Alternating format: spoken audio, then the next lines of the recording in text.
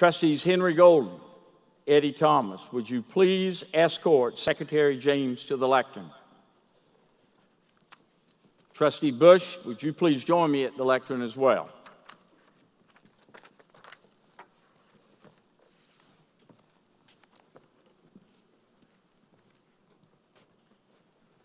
I am proud to introduce Secretary Deborah Lee James of the United States Air Force. Secretary James began her career over 30 years ago as a staff member of the U.S. House Armed Services Committee. She had a pretty awesome nickname on the committee. She was known as Sledge because of her sledgehammer approach to the job. Since assuming her post over 2 years ago, Secretary James has led the Air Force through tough sequestration-driven budget cuts, painful drawdowns of airmen, and the ending of wars in Iraq and Afghanistan. Now she is leading the Air Force-led bombing campaign against the Islamic State. Well-versed in Washington politics, she knows how to get things done in an era of gridlock and political stalemates. Always rising above the fray, Secretary James has led the Air Force with grace and integrity and a commitment to transparency.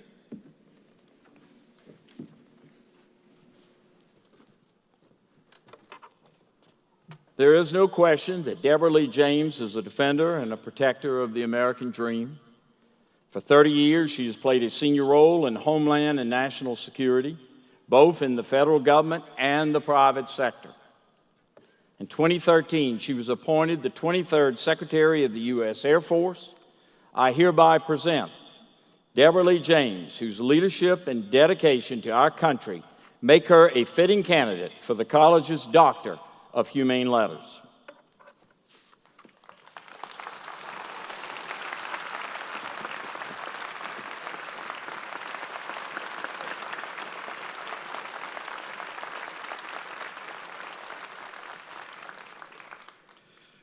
Deborah Lee James, your devotion, patriotism, guidance, and service to our nation are honorable and impressive contributions. The College of Charleston is proud to confer upon you the degree of Doctor of Humane Letters.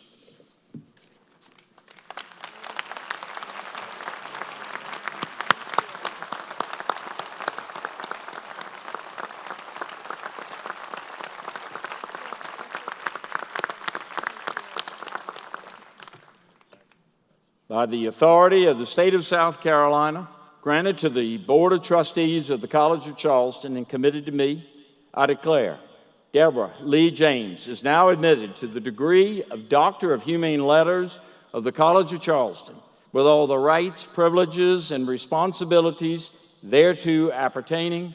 Congratulations, Dr. James. Thank you. What a special honor. Thank you so much. Let's set that later.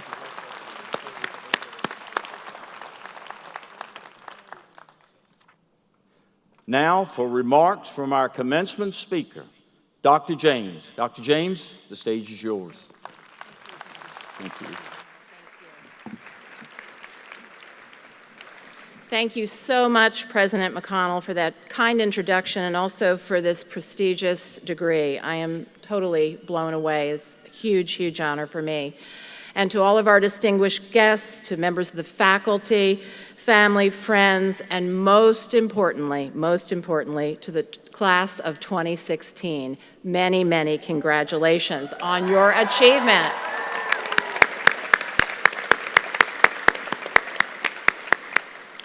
Today, incidentally, marks only the second combined graduation, where the graduate school, along with the undergraduate School of the Arts, the School of Professional Studies, and the School of Education, Health, and Human Performance culminate their years of hard work with this fantastic celebration. And needless to say, it is a great privilege for me to be able to be here and to share this special day with all of you. Now, as you heard, I am the 23rd Secretary of the Air Force, but before any of that happened, I want all of you to know that I am, first and foremost, a mom. And so I understand very, very well how all of the very proud moms and dads and grandparents and siblings and guardians who are sitting out there today, I understand how you are feeling. And so I want to say to the graduates here today, none of you would have achieved what you have today achieved without the support of all of those who love you and who have cared for you and who have brought you to this very important moment. So let's give it up for the family and friends of the graduates of 2016.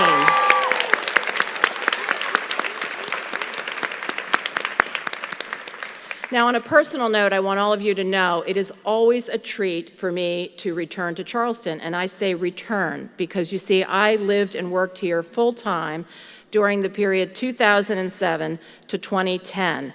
At that point, I was the general manager of a unit under the company SAIC, and in addition to that, very importantly, I served on the advisory board of the School of Languages, Cultures, and World Affairs. So I know the College of Charleston very, very well. In fact, my husband Frank and I, we still own property down here because we love the beautiful landscape, the rich culture, and of course, most of all, we love the people. Charleston's beauty is rivaled only by its history and tradition. From Fort Sumter to Rainbow Row, and from gourmet restaurants to sweetgrass baskets, Charleston is truly a world-class city. And beauty abounds on this campus as well, but most especially beauty abounds here in Cistern Yard with the ancient oaks and the Spanish moss, and not to mention all of you in your beautiful white dresses, crisp dinner jackets. You are killing it. You are looking fantastic, class of 2016. And you definitely have history as well here at the College of Charleston. You're the oldest college south of Virginia, and Randolph Hall, just right here behind me, maintains the oldest active classrooms in the United States. And most important of all, the College of Charleston honors tradition. For decades, freshmen have passed through the arch at Porter's Lodge on the first day, and they've exited the Cistern Yard by passing underneath that same arch on this, the last day. And on the arch is a Greek inscription. You already heard President McConnell reference it moments ago. There's two simple words. And by the way, it's the same inscription that greeted visitors to the Temple of Apollo at Delphi in ancient Greece. The inscription reads, "Know thyself," a phrase that has challenged humankind for literally thousands of years. Now, I can't begin to cover the Greek classics in the same way that a College of Charleston Arterium Baccalaureatus can, but what I would like to do instead is I'd like to give you my personal take on what it means to know thyself. In my experience, both personal and professional, knowing yourself really comes down to three things, and I call them the 3 Ps. Know your purpose, know your people, and know your principles.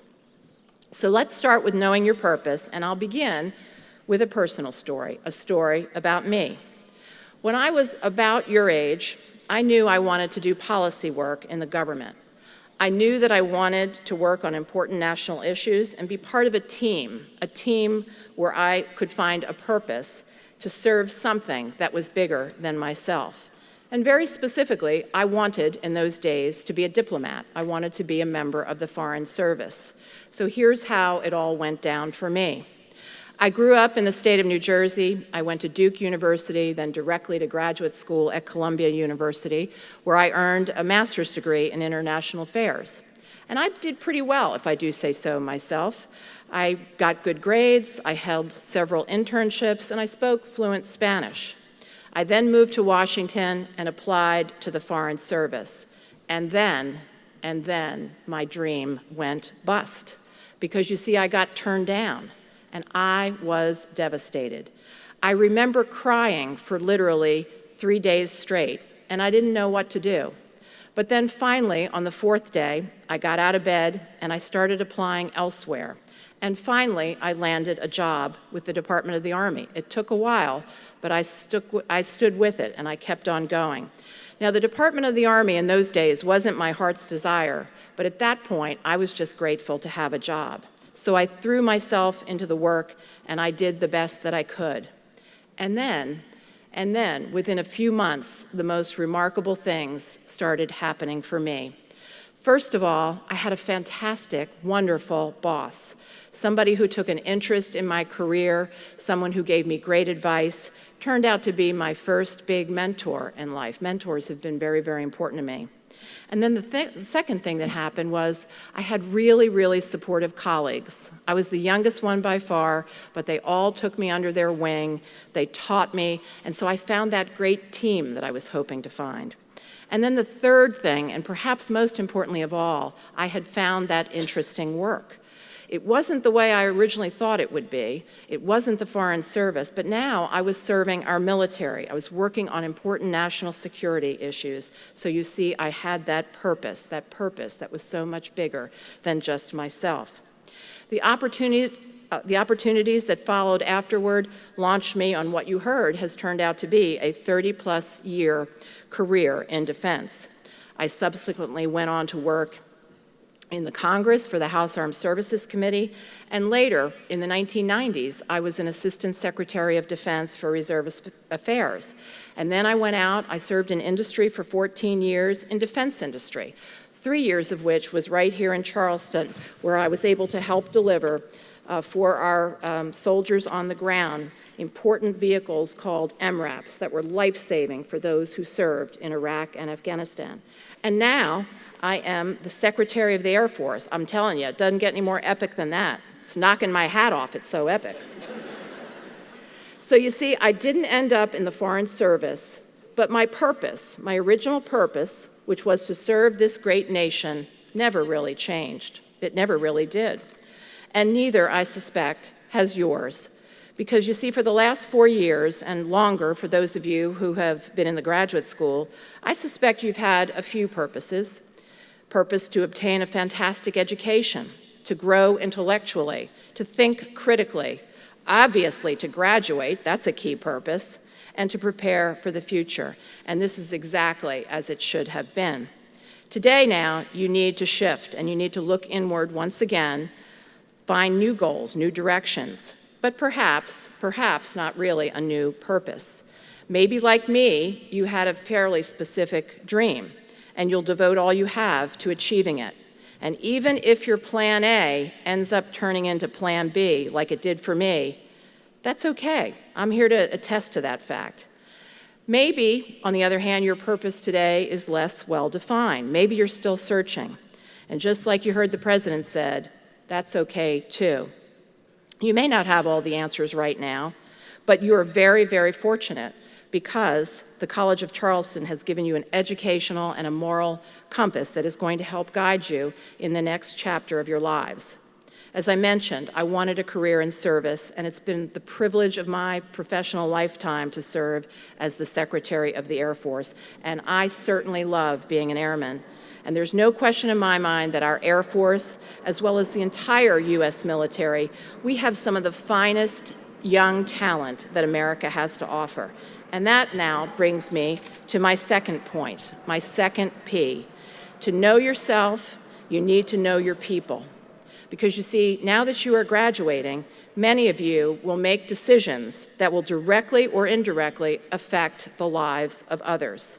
Eventually, most of you will become leaders in your chosen fields. And when you lead others, that is a sacred, sacred responsibility, and you must take it very, very seriously. Knowing your people means having the ability to walk a mile in their shoes. So let me give you an example. The Air Force has more than 660,000 airmen. And during the last 2.5 years that I've been on the job, I've done my best to get to know my people. I do this by spending roughly half of my time in Washington, in the Pentagon, going to Capitol Hill, but the other half I spend on the road, getting to know our airmen in the United States as well as overseas. I've traveled to on the order of 80 bases across 36 states and 31 countries, including Iraq and Afghanistan. And all the while, I've tried to listen very, very closely to our airmen and their stories. And several recurring themes emerge from these trips. One is that we are the busiest Air Force, the busiest that we have ever been in the 30-plus years that I have been an observer on the scene. And this is precisely because we live now in such a complex and in many ways dangerous world. Number two, our airmen are, like many Americans, struggling with what I'll call work-life balance. The fact that we are so busy, the fact that we have so many deployments, so many family separations, this plays into it big time. And third, because we've been in a tight budget situation, the budget has forced us to make some tough choices, including downsizing our airmen, which has in a way created a vicious cycle. A smaller force is shouldering an increasing workload, and of course this puts significant strain on our people. So I took some actions after hearing these concerns. Number one, we stopped that downsizing, and now we're growing our Air Force. And certainly I personally know what it's like to juggle career and family, and so we've now changed some family policies, we've set up opportunities for some sabbaticals, and we're working with Congress to try to boost funding in key areas, all of which are designed to make the lives of our airmen a little easier so that they can continue to protect your freedoms and my freedoms. So the lesson here to me is whether you're in the military or in the private sector, knowing your people, knowing their concerns, their challenges is critical, and then doing something, taking action to improve it, working to serve them, that's even more critical. But to know your people, you also have to earn their respect and their trust, and it's only by remaining steadfastly anchored to your principles, and by the way, principles, that's the third P, and that's the only way that this can occur. In the Air Force, our principles are known as core values. Integrity first, service before self, excellence in all we do. These core values, these principles, underpin everything that we do in the U.S. Air Force. The College of Charleston students and graduates, I believe, exhibit these same characteristics. When it comes to integrity, look to the example of John Charles Fremont, class of 1836, who went on to become a Union general and the governor of Arizona. In 1861, Fremont issued a proclamation publicly opposing slavery. And by the way, in 1861, it would have been far more easier for him to have remained silent. Fremont demonstrated integrity, and as you graduate, integrity must be your foundation. It will be the bedrock upon which everything else builds. In terms of service, there's no shortage of service before self here at the College of Charleston. From the dance marathon that you held earlier this year to benefit the MUSC Children's Hospital, to the numerous student volunteers and community projects, you truly epitomize the spirit of service already. Service, by the way, doesn't always have to be something big. It can be the smallest of things. A wave, a smile, a kind word, asking how somebody's doing, all of these things make a big, big difference.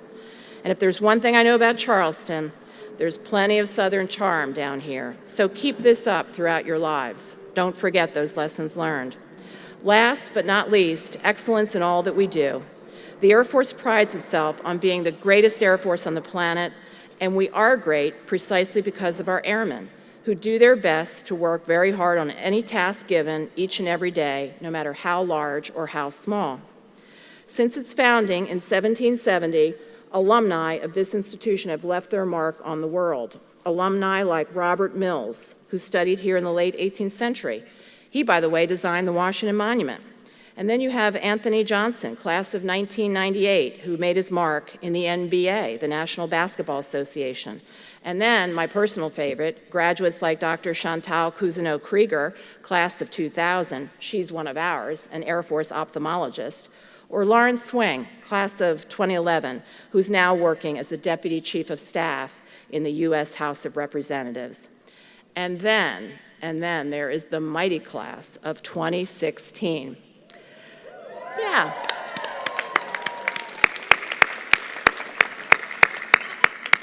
We have here a group of young men and women who have spent the last few years of their lives dedicated to academic excellence. You've excelled in college, and I have no doubt you will excel in life, which now brings me full circle. Your college journey started through Porter's Lodge, and in a few moments, you'll close this chapter through that same passageway. And as you pass beneath the arch and into an exciting and dynamic world, may the power of your knowledge sustain your flight through life. Know thyself. Know your purpose and serve it. Know your people and take care of them. Know your principles and let integrity guide you always. Let it be your foundation. Thank you and congratulations to the class of 2016.